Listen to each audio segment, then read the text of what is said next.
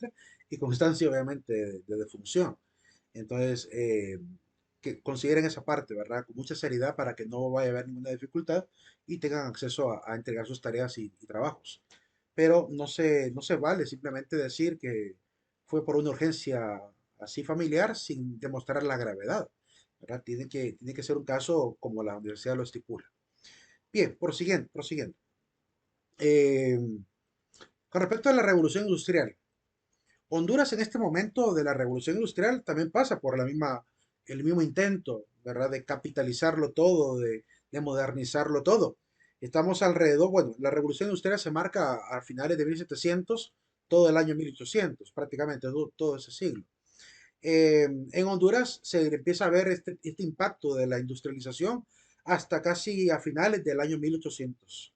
Estamos prácticamente en la época de la reforma liberal en Honduras, de gobernante Marco Aurelio Soto, uno de los grandes ideólogos de la reforma liberal e industrial de este país, también Ramón Rosa, y es en ese momento donde empieza a modernizarse muchas cosas, ¿verdad? Más adelante vamos a ver específicamente con características qué fue lo que se modernizó.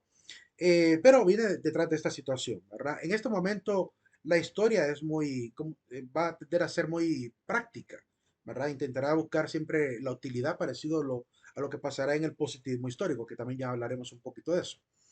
La revolución industrial, marcado a finales de, como les digo, del siglo XVII, a principios del siglo XVIII prácticamente, hay que considerar prácticamente el intento de generar industrias, ¿verdad? Textiles, alimentarias, y todo esto comienza en Inglaterra, que es donde realmente se empieza la modernización de este procesamiento de recursos. Pero claramente han habido diferentes etapas industriales. Se enumeran por lo menos tres etapas industriales y supuestamente ya vamos por la cuarta etapa industrial. La primera etapa industrial está marcada por la aparición de la máquina de vapor, además de la máquina de textil.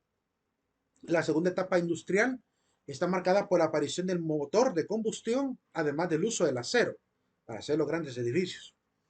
Y la tercera etapa industrial está marcada por el uso de la energía nuclear y los circuitos, primero analógicos y después circuitos integrados. Y actualmente diríamos que si queremos ver, estamos en una cuarta revolución industrial donde prácticamente prima la inteligencia artificial, ¿verdad? Que es lo que ahorita está desarrollando muchas cosas, ¿verdad? Tecnología, marketing, hasta canciones, ¿verdad? Y de todo. Ustedes ya han visto en las redes sociales lo que está pasando. Así que vamos hacia una era prácticamente del control de la AI en toda la producción. Incluso hay gente que está haciendo libros, hay gente que está haciendo videos, bueno, tantas cosas que se están produciendo hoy en día para informar, para educar, para divertirse, basado en ese tipo de tecnología de las AI.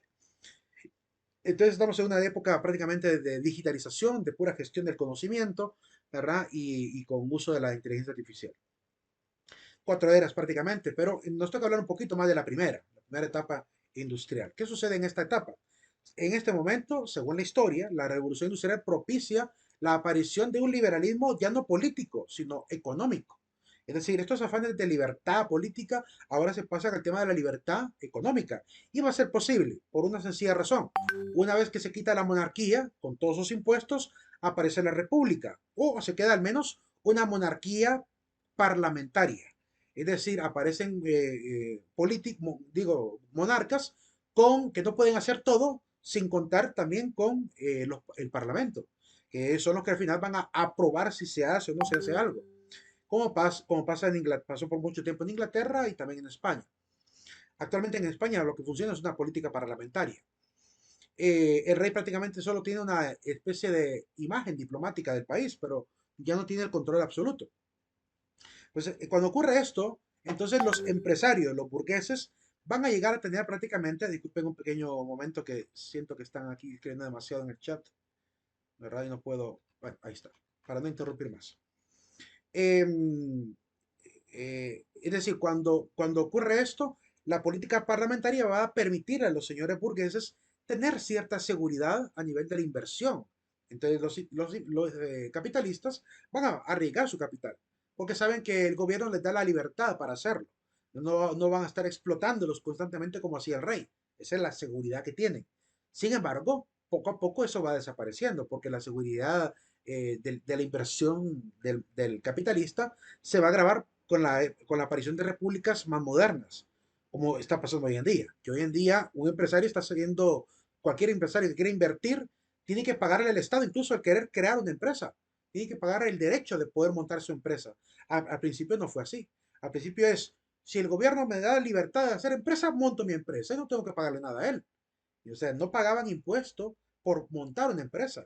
Al contrario, en aquel momento, en ese preciso momento, se miraba al capitalista, al empresario como un héroe, porque le daba empleo a un montón de gente sin empleo, hasta que poco a poco la cosa se va corrompiendo. Es decir, la industrialización al principio fue, digamos, algo positivo, ¿verdad? Así como los grandes inventos de la historia. Pero de poco a poco se va volviendo más oscura la situación, la avaricia del hombre, la codicia del hombre, esa ambición, lleva obviamente a la explotación del mismo ser humano. Por eso es que van a aparecer más adelante los positivistas históricos, ¿verdad? Y los marxistas históricos, que van a empezar a poner un poquito de control los positivistas y los marxistas históricos o los materialistas históricos van a empezar a querer tener control total para erradicar ese sistema que esclavizó prácticamente a los obreros. Entonces, como pueden ver, hay una evolución de tres momentos. Primero, la libertad del industrial, de empezar a hacer historia con todo lo que hace. Después, un pequeño control científico de la industria, del progreso, del desarrollo que aparece con el positivismo. Y por último, el marxismo o el materialismo histórico que intenta obviamente erradicar ese sistema porque al parecer no estaba funcionando como debería de funcionar. La etapa de esta historia lo que refleja es una actitud individualista.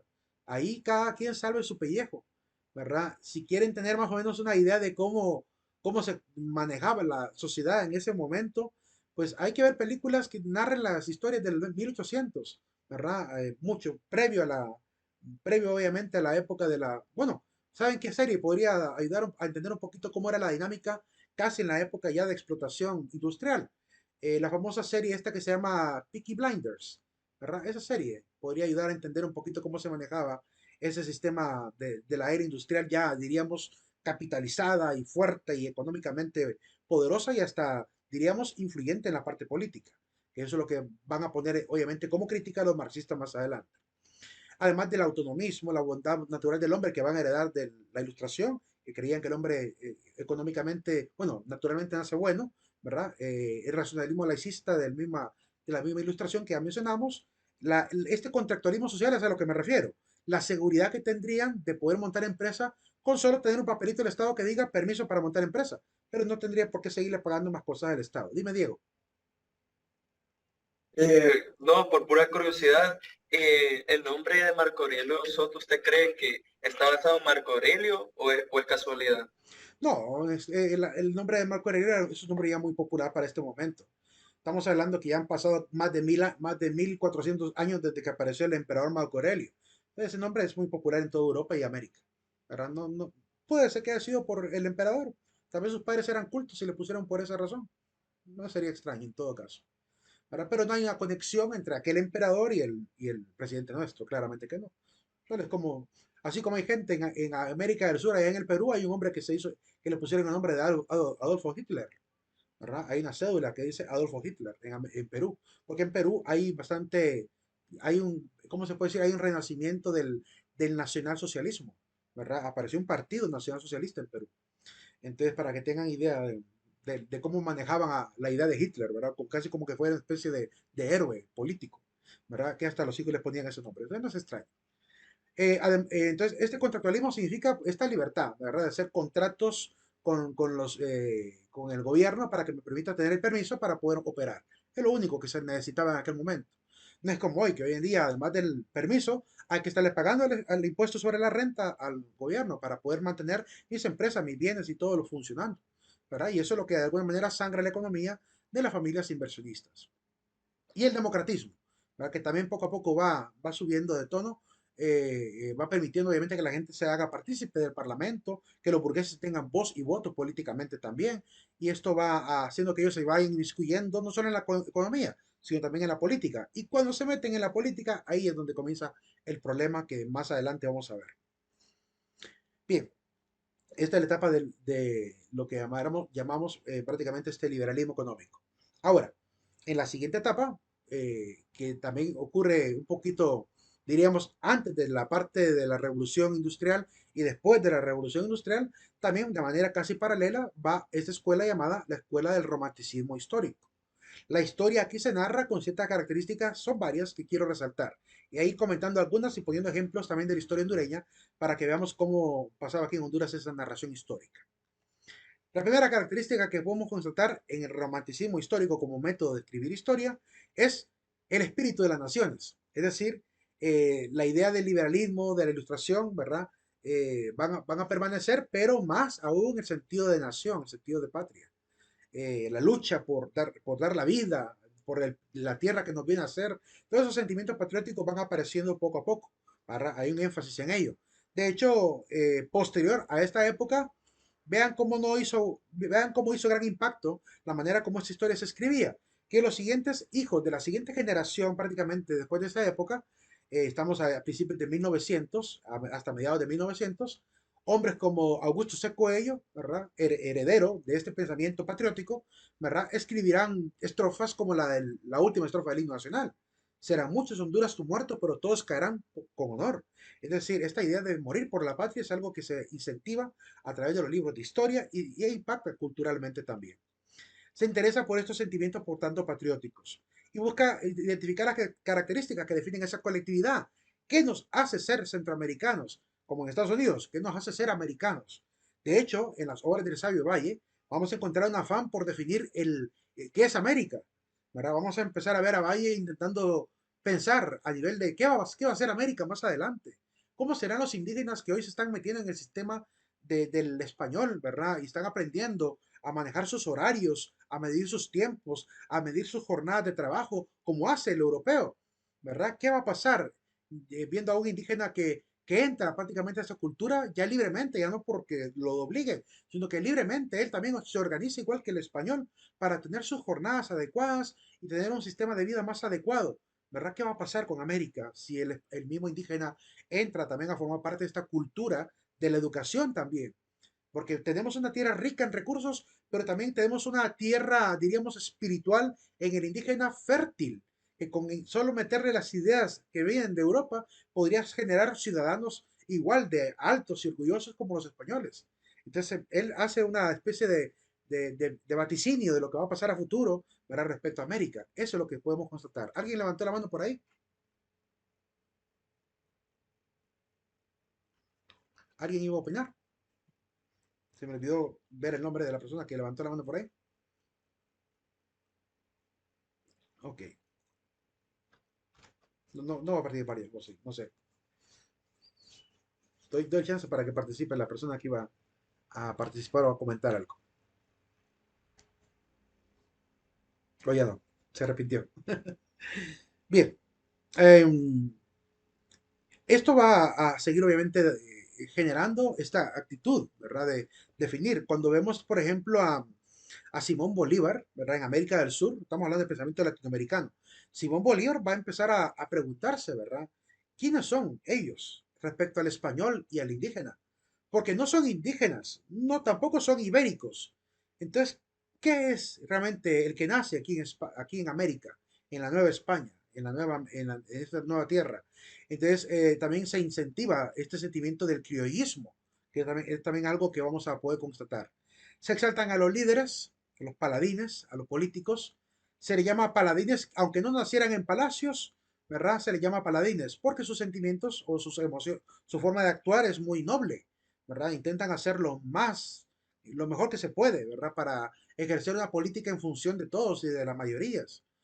Solo vean a Morazán en su testamento, como él escribe, dice, declaro que mi amor por Centroamérica muere conmigo, ¿verdad? Un hombre que quería unificar Centroamérica y mantener la unidad, igual como había aparecido con la federación, y que por egoísmos de familias y de gente poderosa fueron particionando prácticamente aquella fuerte federación que podríamos haber tenido una fuerza tremenda, parecida a la de México, pero pudo más el orgullo de las familias de cada provincia y por eso no se pudo obviamente mantener la unidad.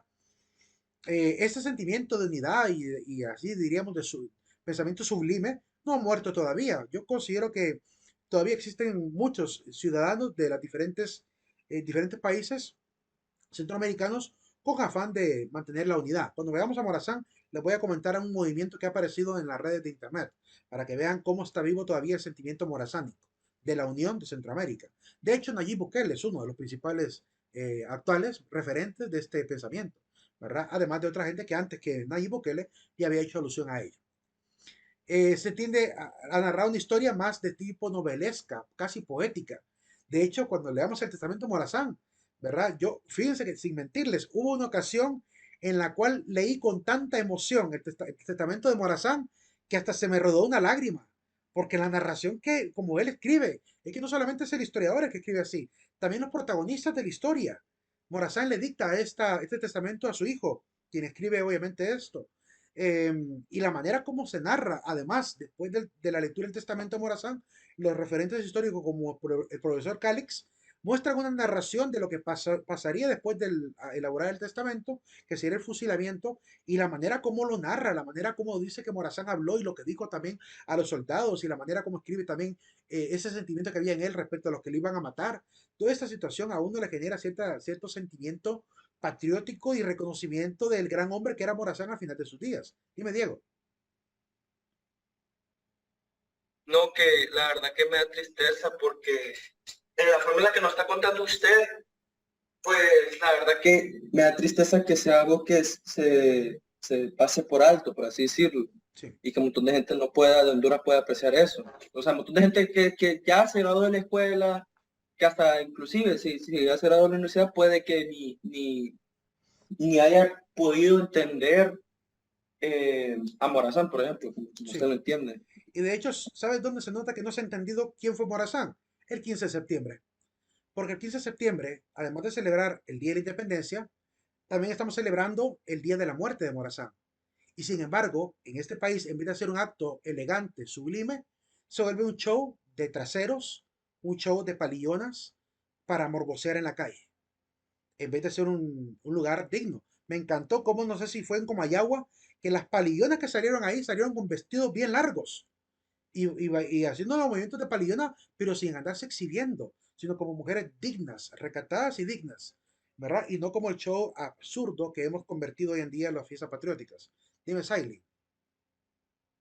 Sí, Lee, con respecto a lo que mencionaba usted y lo que también mencionaba el compañero, es que a mí me ha llegado también el sentimiento de, he leído un poquito, solo poquito sobre la biografía de Morazán, pero al llegar a la parte de su muerte, su fusilamiento, es como sentir que una parte de la identidad de un hondureño muere con él. Entonces es un sentimiento bastante raro y un poco difícil de procesar porque los hondureños no tenemos en sí una identidad o un respeto contra bueno, hacia nuestros símbolos patrióticos y es muy difícil Sí, que las personas que no se han apasionado o que no han leído sobre esto, que no han descubierto ese sentido patriótico, puedan ver el simbolismo detrás de, por ejemplo, el evento del 15 de septiembre, como usted lo menciona.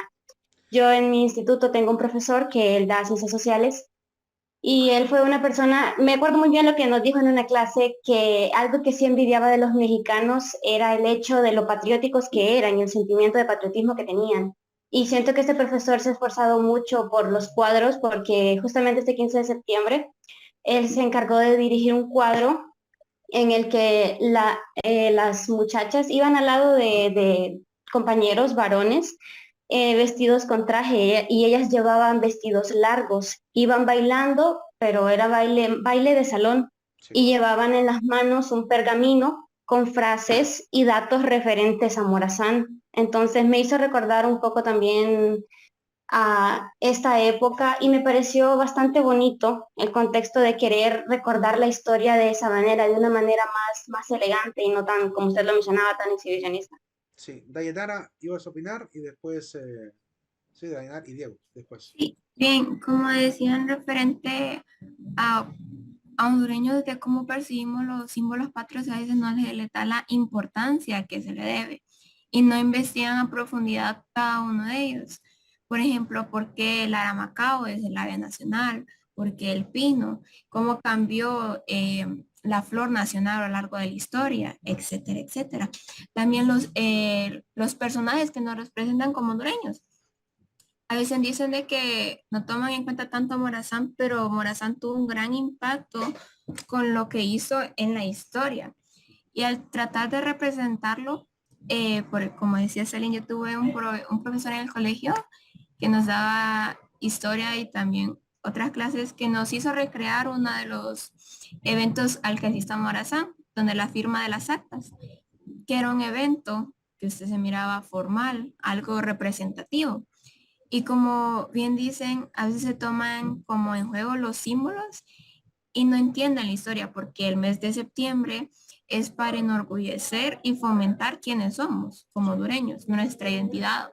No solo es tanto como ser palillonas o componeras, porque eso es algo fuera de nuestra cultura, porque pueden haber algo más tradicional. Podemos ver los bailes, ay, se me acaba de olvidar el nombre, que se hacen en Gracias. Con cascos y todo eso. Sí, eso. Ese tipo de bailes u otras representaciones que pueden dar más vida y enorgullecer quiénes somos, porque a veces solo se toma el lado negativo de toda la historia de Honduras, pero no se mira qué se ha sacado de ella. Sí. Diego,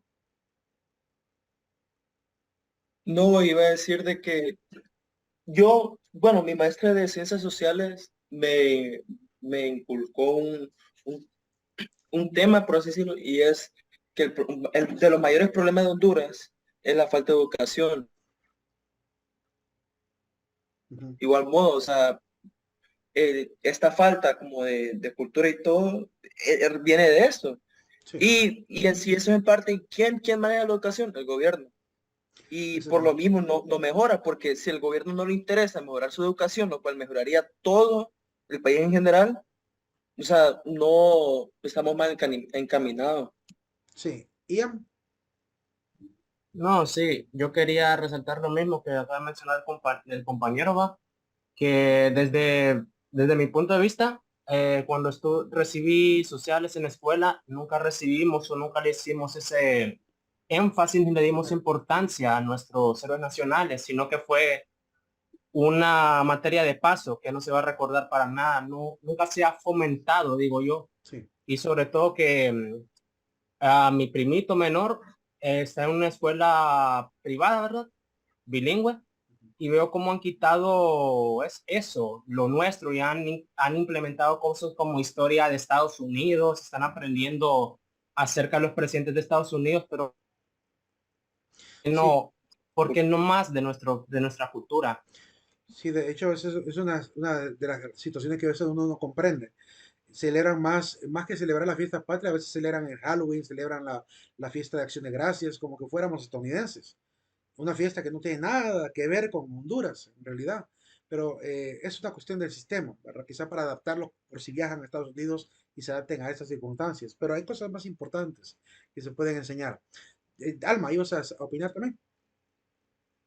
Sí, es que yo opino que también eso depende de cada uno, porque también si uno desea saber más de la historia de nuestro país, Va a uno investigar. debe ser autodidáctico y buscar información, no solo esperar a que en el colegio me lo den o en la universidad me lo den, sino Sí, de que uno ser más autodidáctico y no dejar que otros nos influyan en nuestra historia. sí. Pero en algo, todos tienen razón en algo, que falta más sentimiento, más conciencia de la historia. Tiene razón también Alma de decir que hay que ser autodidactas, pero también tiene razón Ian y el compañero que habló también sobre que no ha habido en el sistema educativo, quizá a veces, maestros o maestras que les apasione tanto la historia de este país y que amen tanto estos personajes que generen esta especie también de aprecio por el sacrificio que hicieron hombres de antaño. Y al no haber ese tipo por así decirlo, de enamoramiento de la historia, pues difícilmente también eso se pasa al corazón del estudiante. Dime, Héctor, bueno,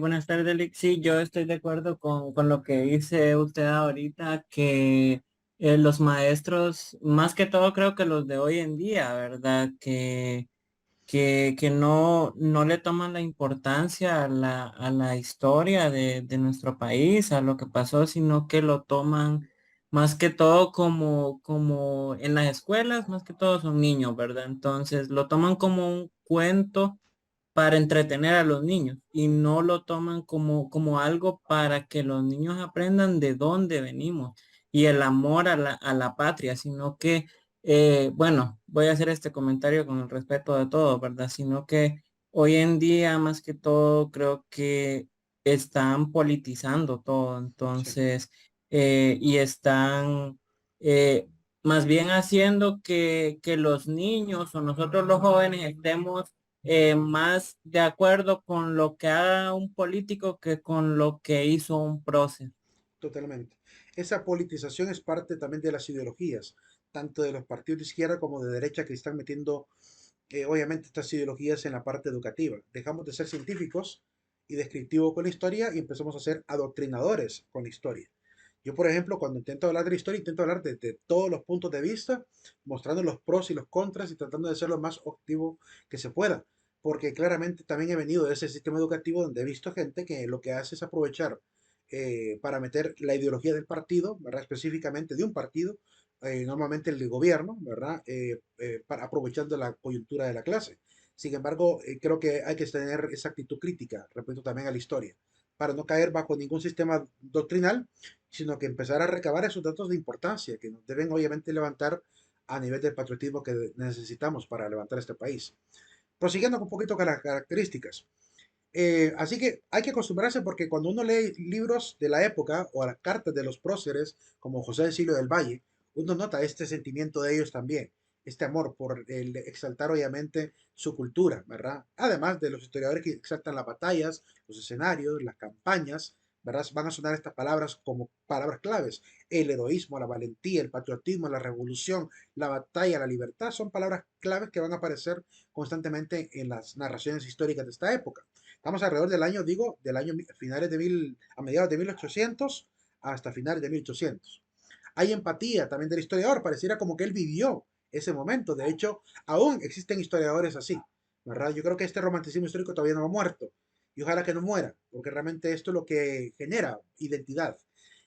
No solamente presentar la historia como algo mecánico, como han intentado hacer las escuelas que mencionaremos después, sino también meter esa parte de la persuasión, de decirle al hondureño, vale la pena ser así como ellos, vale la pena luchar por esto, por esta patria, porque es lo que hemos estado perdiendo. De hecho, he visto que hay cantantes que le han querido meter más amor a este país que mucha gente que está dedicada a educar a los jóvenes, ¿verdad? Cuando vemos una canción como la de Polache, ¿verdad? De esta de Mira Honduras, esa canción tiene más patriotismo que muchas cosas de lo que un maestro puede llegar a decir en el aula, ¿verdad? Y se nota el amor que tiene. Hace poco salió una canción también bonita llamada Bandera, de una muchacha, ¿cómo que se llama ella?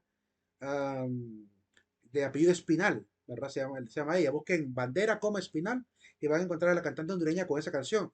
Vean lo que ella intenta exaltar a través de las imágenes de un excelente video, ¿verdad? Además que canta bien bonito. Es decir, que no muera ese sentimiento, ese amor por la patria, porque por esa falta de amor, muchos se van del país y se olvidan de que hay que construir un pueblo, hay que construir una historia y todos tenemos que ser partícipes de ello. En este momento, los historiadores lo que hacen es esto, pues, presentar la historia, como digo, como si hubieran estado ahí. Cuando leamos la narración después del acta de, perdón, después del testamento de Morazán, notaremos esa actitud del historiador. Aunque él escribió esta historia un poquito, mucho tiempo después de la muerte de Morazán, a pesar de ello, pareciera como que él estuvo viendo lo que realmente pasó. Que al ángulo suroeste de la plaza llevaron a Morazán, lo pusieron a la parte de Villaseñor, quien estaba en una silla ¿cómo se llama? Adormecido por una dosis de láudano que le habían dado por sus heridas de 2 balas en la espalda. Morazán se abre a la negra levita. Bueno, ahí ya van a ver la narración, qué bonita es, ¿verdad? Y cómo genera este sentimiento también. Además, también se incentiva el apoyo de las fuentes documentales. Es decir, que el historiador quiere respaldar lo que está pasando, mencionando reales cédulas, mencionando documentos, edictos, ¿verdad? Órdenes militares, cartas específicas, ¿verdad? Se hace una restauración de la historia a partir de lo que está escrito también. En América se refuerza también la idea de criollismo. Por eso mencionaba a Simón Bolívar, porque Simón Bolívar es uno de los que va a incentivar esta idea. ¿Quiénes somos los criollos hoy en día? Entonces, prácticamente hay una idea en Bolívar bien clara, ¿verdad? Somos una nueva especie, prácticamente, diferente a los naturales y diferente a los ibéricos, ¿verdad? Con el derecho de los naturales por estas tierras, porque aquí nos vieron crecer y nacer, ¿verdad? Y también con el derecho de el usurpador, el derecho del colonista, del colonialista, del extranjero. O sea que el criollo ya se considera que no es parte ni de los indígenas ni de los españoles, Por eso es como una nueva especie de sociedad la que realmente intenta inculcar a partir de ese pensamiento americanista, ¿verdad? Así que hay un predomina obviamente lo autóctono, hay un enfoque nacionalista y hay un optimismo político. Cuando leemos a las cartas de Valle, vemos, por ejemplo, cómo él ve con mucho entusiasmo lo que se va a construir con la federación. Pero también hay que decir, además del optimismo político, también hay cierto realismo. Es decir, que de parte de Valle también podemos notar cómo él siente cierto temor por lo que va a pasar más adelante si la gente menos formada asciende a los poderes del Estado, como por ejemplo el legislativo. Va a llegar incluso a llamar el peligro de que suban ineptos, con esa palabra lo dice, el peligro de que suban ineptos a sancionar leyes en contra del Estado, que eso puede ser peligroso. Entonces, claramente, si hay optimismo de lo que se puede llegar a hacer en grande con esta especie de pensamiento americanista y liberal, pero también existe el temor de que por esta democracia que se intenta inculcar suban los menos óptimos, ¿verdad?, para los cargos públicos. Y es lo que realmente estamos sufriendo hoy en día. Bien, salimos de esta etapa siempre de la época moderna. Ahora veamos cómo funcionaba la narración a partir del positivismo histórico. Para entender qué es el positivismo histórico, explico rápidamente el positivismo. Augusto Comte, lo vieron en filosofía y seguramente en sociología lo verán ampliamente, es el padre del positivismo. Para Augusto Comte, la humanidad ha pasado por tres etapas históricas. Él le llama estadios a esas tres etapas históricas. La primera etapa histórica, él le llama la etapa teológica. No aparece aquí en la diapositiva, así que atención a esta parte. La etapa teológica donde la humanidad ve a Dios como un padre. Dios aparece como un padre. En la sociedad, diría, del Antiguo Testamento, donde Dios aparece como un padre y la humanidad se rige en función del premio o del castigo. Entonces, en este momento lo que hay es un temor y un respeto por lo que Dios puede hacer con la humanidad. Esa es la primera etapa. La segunda etapa de la historia, él le llama la etapa metafísica. La etapa metafísica donde Dios aparece como el Dios amigo, que se presenta ante la humanidad encarnado, como en el caso de Jesús. Y por tanto la humanidad ahora se va a regir por los valores evangélicos, ya no por el temor del castigo ni tampoco por el afán del premio, sino por conciencia de los valores mismos que le inculca este Hijo o este Dios encarnado. Es por tanto la sociedad del Nuevo Testamento.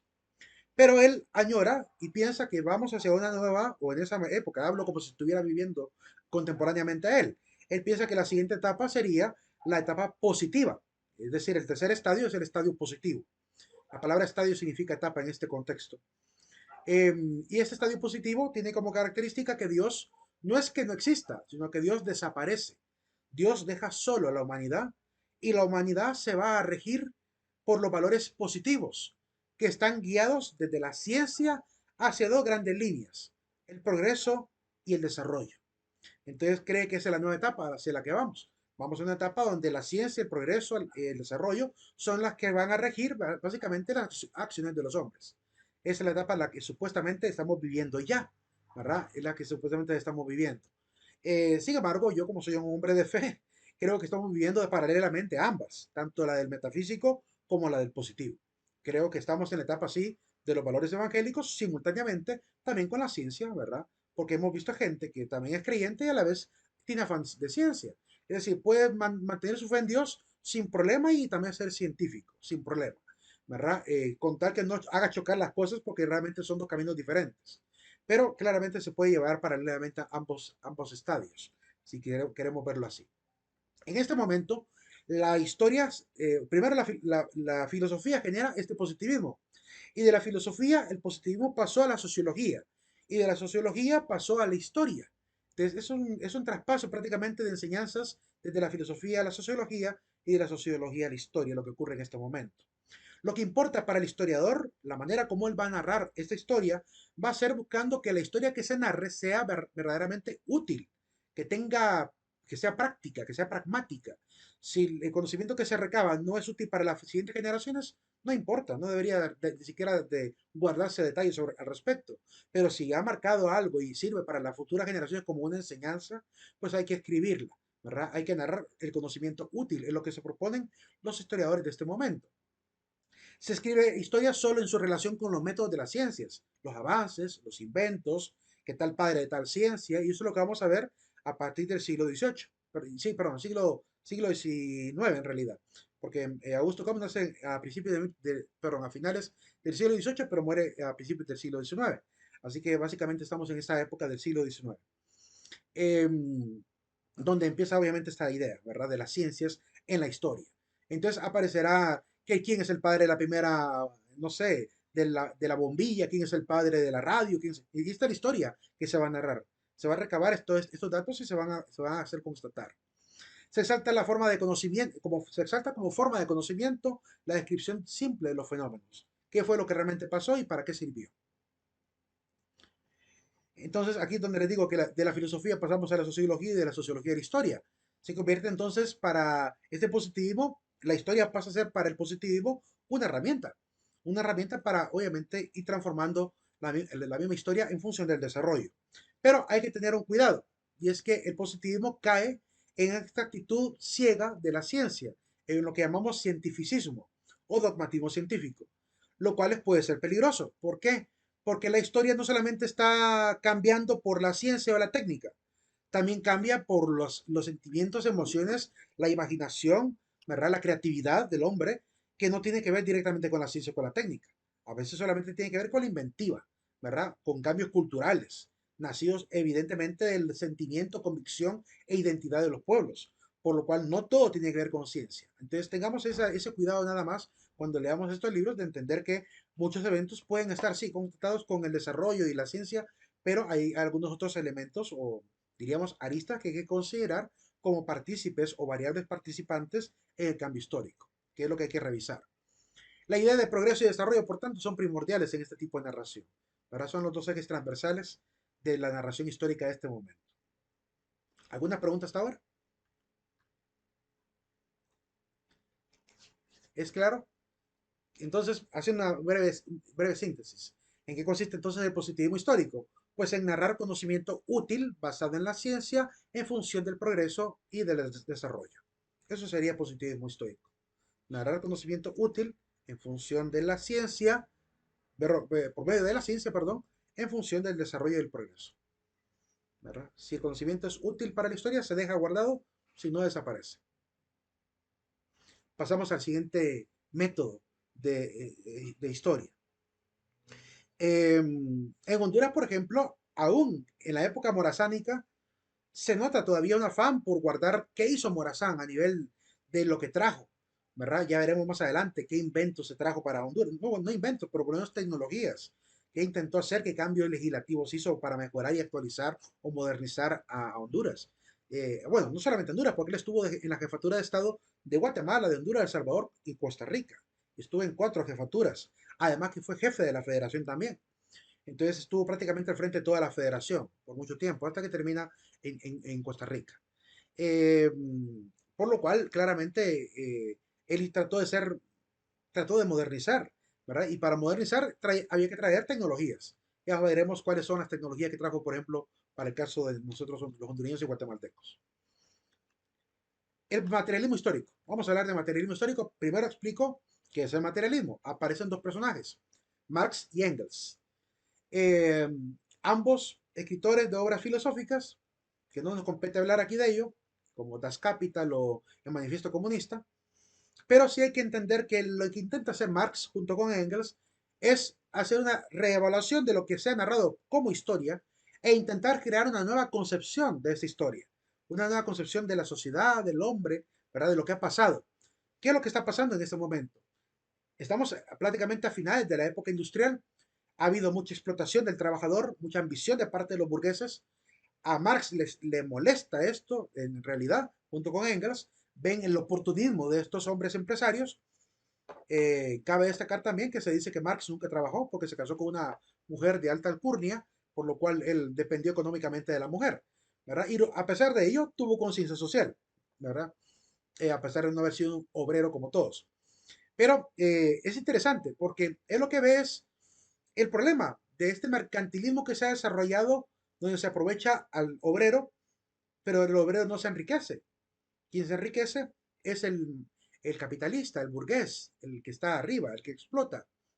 Por lo cual, Marx parte a los actores políticos en dos bandos, los explotadores y los explotados, ¿verdad? O por así decirlo, los capitalistas y los oprimidos, ¿verdad? O el proletariado, la gente que casi no tiene nada, incluido también los del lumpen proletariado, que son los más miserables entre los miserables.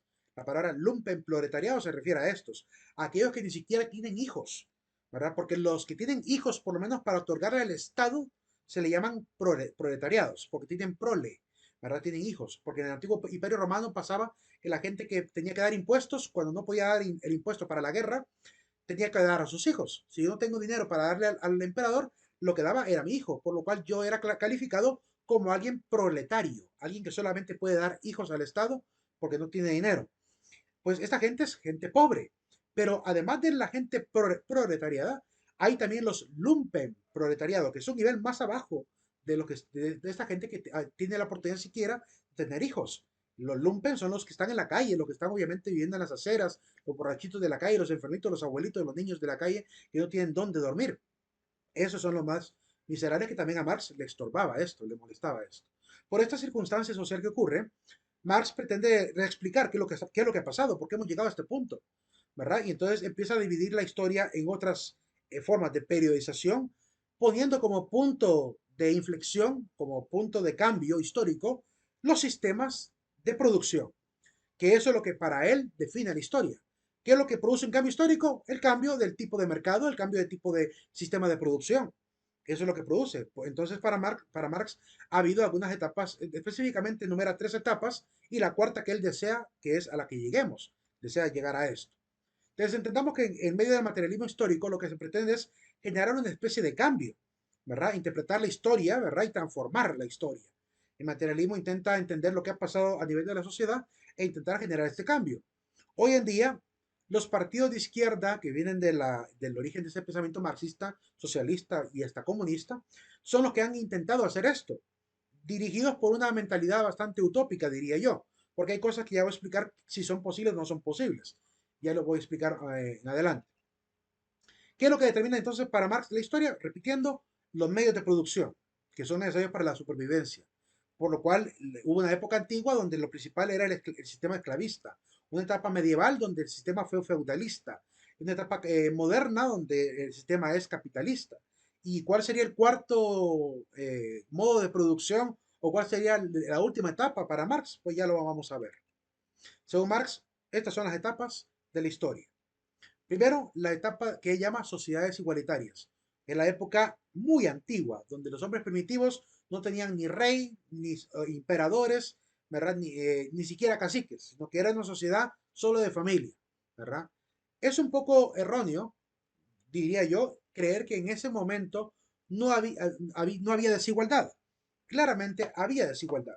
¿Por qué? Porque si no gobernaba la mujer del hogar, un matriarcado, gobernaba el padre de la familia, el patriarcado. Es decir, siempre ha habido alguien que está al frente de un grupo social, alguien que dirige, siempre ha habido liderazgo. También hay que entender que según la mentalidad también del mismo evolucionismo darwinista, ¿verdad? Ha habido también donde los fuertes dominaban a los débiles. Entonces siempre ha habido desigualdad. No ha existido esta idea de una sociedad igualitaria ideal que Marx imaginaba. La misma antropología ha demostrado que eso no es posible en el pasado, porque siempre ha habido el dominio más fuerte sobre el más débil y después el dominio de los padres sobre los hijos, ¿verdad? Eso siempre ha existido. Pero Marx creía que existía esta etapa. Además, después, ¿qué se produce entonces? Un cambio por el sistema de relaciones de producción. Hay una nueva relación de producción y por tanto se genera una nueva etapa. ¿Cuál es la siguiente etapa que Marx ve? La etapa de las clases sociales. Una sociedad clasista, donde hay jerarquía de poderes, donde hay algunos que están sufriendo y otros que se están beneficiando. De hecho, esta imagen que presento acá, aunque los masones no quieran reconocer sus orígenes marxistas, yo sí considero que la masonería tiene mucho de marxismo, muchísimo, en la forma de percibir. La masonería es una especie de club, diríamos, social, afanados por la ciencia y afanados por la historia y por la política, eh, bastante, diríamos, de pensamiento materialista científico, que intentan mantener una especie de sociedad. Al inicio era casi secreta, hoy a veces son un poquito más abiertos y hasta están en TikTok diciendo qué hacen, ¿verdad? O al menos cambiando un poquito los tabúes que hay alrededor de ellos, Entonces, esto es una especie de tertulia, ¿verdad? Donde se reúnen personas influyentes para discutir cosas sociales, por lo que se sabe. Yo nunca he estado en medio de una reunión, o sea que no sé, desconozco realmente lo que hacen internamente, aunque he leído bastante de lo que dicen que hacen. Pero se dice que incluso muchos de estos marxistas, perdón, de estos masones han estado detrás de los cambios históricos a nivel de Latinoamérica, sobre todo en la época de la independencia y federación. Pero más adelante hablaremos de eso. Vamos al aula virtual, chicos, nos vamos a quedar acá, chicos y chicas. Vamos a ir al aula virtual para poner la asistencia final. Hay contraseña, así que permítanme, les comparto pantalla para la contraseña final. La contraseña final es la palabra poder. Mañana vamos a hablar de este poder, según Marx. Que tengan una excelente tarde. Nos vemos el día de mañana.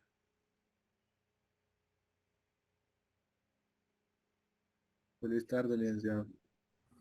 Buenas tardes. Buenas tardes a todos. Mañana, Lee. Buenas noches, Lee. Buenas noches. Buenas noches, Lee.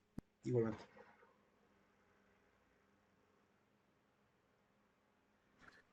Va a habilitar la nota. Voy a intentar hacer eso ahorita, si no, pues hasta las 7 y pico. Yo les aviso por WhatsApp para que la puedan ver. Nos vemos, Lee. Vemos.